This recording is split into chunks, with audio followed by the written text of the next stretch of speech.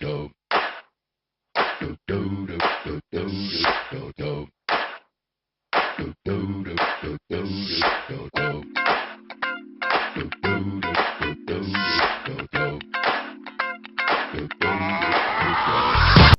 à tous et bienvenue dans cette nouvelle vidéo.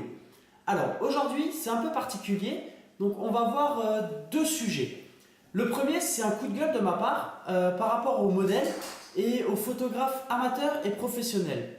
Et dans un deuxième temps nous verrons donc la rémunération, donc que ce soit des photographes ou des modèles, donc par rapport à ça. Alors il faut savoir qu'à l'heure actuelle, être photographe amateur, c'est souvent, on fait beaucoup de discrimination par rapport à nous. Pourquoi? J'ai beaucoup de modèles qui me disent: est-ce que tu es photographe professionnel, amateur? Alors pour être photographe professionnel, la définition exacte au départ, c'est qu'il faut gagner sa vie de la photo. Alors oui et non, parce qu'à l'heure actuelle, pour être professionnel, il faut avoir un numéro sirène. Un numéro sirène, à l'heure actuelle, c'est très simple de l'avoir grâce aux auto-entreprises. Il vous suffit d'aller sur le site internet là, de vous inscrire en tant qu'auto-entrepreneur. Donc vous deviendrez artisan, hein, puisque le métier de la photographie fait partie de l'artisanat. Et peu importe ce que vous avez comme matériel, vous devenez photographe professionnel avec un numéro de sirène. Ce qu'on vous demande, c'est simplement de payer vos 23% de taxes donc, à chaque gain. Donc tous les mois, vous faites des déclarations au RSI, le régime social des indépendants. Et vous payez 23% de ce que vous avez gagné, vous devez le redonner au RSI. Peu importe ce que vous avez. Donc vous pouvez avoir aussi bien uniquement un 50 mm avec un simple appareil photo, en APS-C, full frame, peu importe, ou vous pouvez avoir un smartphone. À l'heure actuelle, personne ne vérifie. Vous pouvez vous prétendre photographe professionnel avec un iPhone ou un Samsung, peu importe, pour ne pas faire de publicité. Tout simplement. En fait, photographe professionnel, ça ne veut rien dire à la base. C'est pas parce que vous avez un numéro sirène et que vous êtes pro ou que vous gagnez de l'argent avec vos photos que automatiquement la qualité sera meilleure. Il y a des photographes amateurs qui font un travail sensationnel. Il faut savoir que la photo à la base c'est une passion. Il y a malheureusement, comme je l'ai déjà dit dans d'autres vidéos, dans une autre vidéo en particulier, il y a des photographes qui eux profitent des situations. C'est pas parce que vous allez avoir un professionnel affaire à un professionnel d'ailleurs que forcément le travail sera fait correctement. Ça ne veut rien dire. Les photographes amateurs font, comme je l'ai dit à l'instant, du super boulot avec pas forcément du gros matériel. C'est comme j'ai des modèles qui me disent, donc souvent j'utilise moi le 50 mm 1.8. Je ferai d'ailleurs une vidéo dessus parce que j'adore cet objectif. Je le monte souvent sur mon appareil. Or c'est un appareil qui est très petit, hein. Je vais vous montrer. En fait, avec l'objectif, l'appareil devient très très petit. Alors, hop.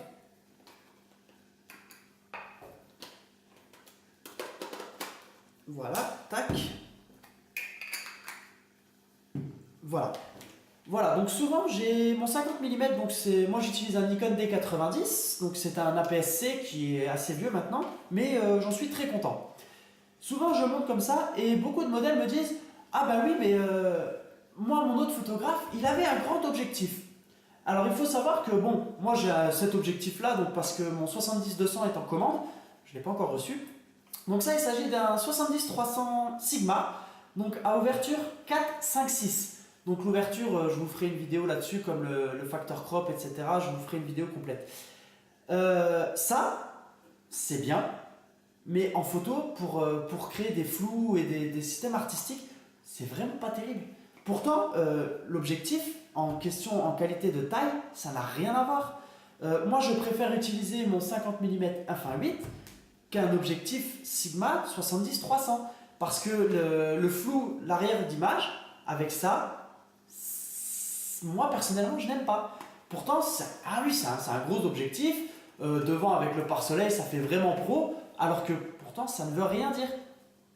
Donc il faut arrêter en fait de dénigrer un petit peu que ce soit la taille du matériel, les photographes amateurs, etc. Franchement ça ne veut rien dire. Le mec il peut être professionnel et avoir un matos de fou, avoir des, je sais pas, 15-20 000 euros de matériel, s'il s'en sert pas, ça sert à rien. C'est clairement, si c'est pour l'utiliser comme ça, en mode automatique, ça ne sert à rien. Clairement, le plus gros appareil, donc il y a, donc je ne sais pas si je peux le citer, je vais le citer quand même, on ne sait jamais, je vais lui poser la question. Arnaud Thierry qui a fait une vidéo donc, sur 2 Canon, bon moi je suis chez Nikon mais c'est pas grave, donc c'était un Nikon donc APS-C et un 5D Mark III. Donc il faut savoir que un 5D Mark III c'est 3000 euros. En gros, à peu près en fonction des sites, à l'heure où je tourne la vidéo, c'est à peu près ça, on est dans les 2500-3000 euros. Si vous le mettez dans les mains de quelqu'un qui l'utilise en automatique et qui ne sait pas s'en servir, donc qui ne connaît pas les règles de cadrage, etc., la photo sera moche, peu importe ce que vous faites. Alors qu'un APS-C qui vaut pas grand chose, hein, il avait fait, il me semble, je crois de souvenir, c'était avec un 600D, je crois, donc un APS-C de milieu de gamme, une photo somme toute très jolie, bon après il l'avait fait rapidement, mais somme toute très jolie par rapport à ce que peut faire un 5D Mark III. Peu importe ce que vous êtes, professionnel ou amateur, dès le moment où vous aimez la photo, c'est ça qui est important. Ce qui est important, c'est de se défoncer à chaque fois que vous faites une photo. Donc bon, je vais arrêter avec ce sujet parce que je pourrais en parler des heures et ça ne servira à rien. Maintenant, on va parler de la rémunération. Alors, beaucoup de photographes veulent être rémunérés. Alors, il faut savoir un détail, c'est que être rémunéré, c'est bien, mais si vous n'êtes pas pro, si vous n'avez pas un numéro de sirène, c'est illégal. La loi, elle dit ça. Donc, par rapport au travail dissimulé, et donc en gros, c'est du black, hein, on va pas se mentir, on va pas jouer sur les mots, c'est du black. Que vous soyez modèle ou photographe, hein, c'est pareil, attention.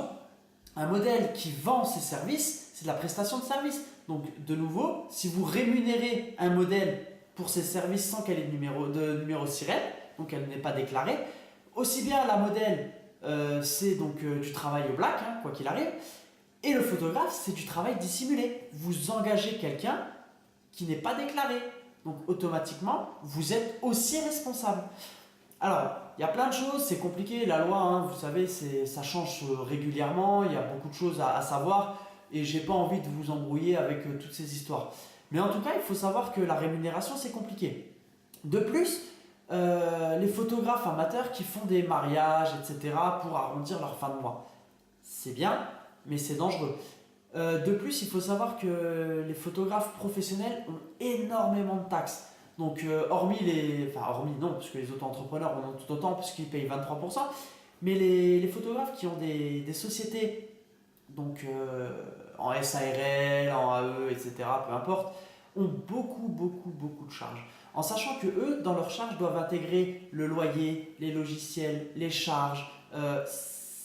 C'est énorme, réellement c'est énorme. J'ai eu une société, donc moi j'ai eu une auto-entreprise que j'ai fermée, donc à cause des taxes justement. Avant de couler, j'ai préféré fermer parce qu'il faut savoir, c'est qu'en tant que photographe, la grosse saison c'est entre mars et septembre-octobre.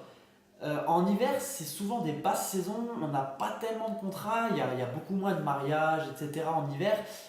Donc on récupère beaucoup moins de contrats. À part les personnes qui travaillent en collaboration avec des entreprises pour les arbres de Noël par exemple, etc. Eux arrivent encore à tourner, mais les charges, elles, restent les mêmes. Peu importe quel mois on est, ils payent la même chose. Sébastien Roignan de F1.4 indique un petit peu que lui aussi a beaucoup de charges, etc. Et il fait des vidéos sur comment devenir professionnel, qu'est-ce qu'il faut faire, ne pas faire. Et en fait, il dit bien, si vous êtes amateur et que vous voulez passer pro, il n'y a qu'une solution, il faut se bouger le cul.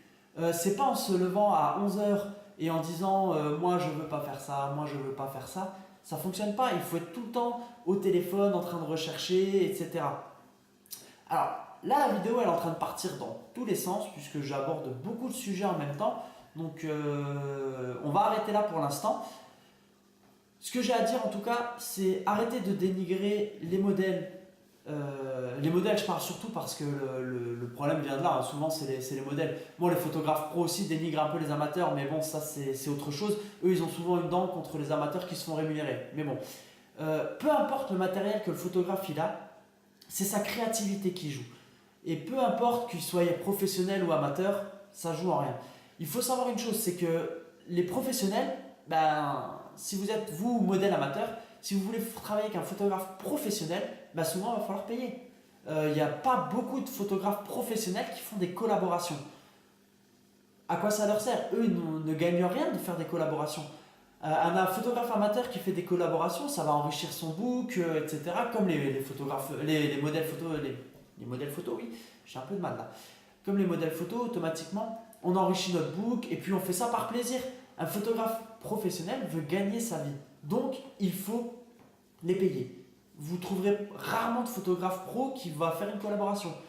Donc automatiquement, quand vous prenez des demandes de renseignements, bon, posez la question si le photographe est professionnel ou amateur, mais le fait qu'ils vous disent je suis photographe amateur, ça ne veut pas dire qu'il n'y a pas de talent. Bien au contraire. Souvent, les photographes amateurs ont beaucoup de talent et font des choses très très belles.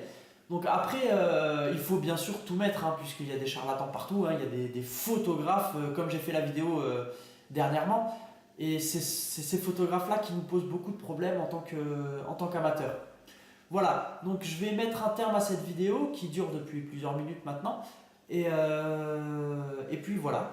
Donc comme vous le voyez, j'ai toujours autant de mal devant la caméra. Je dis beaucoup, voilà, le E, j'arrive pas à m'en débarrasser. J'ai beaucoup de mal à tourner mes vidéos.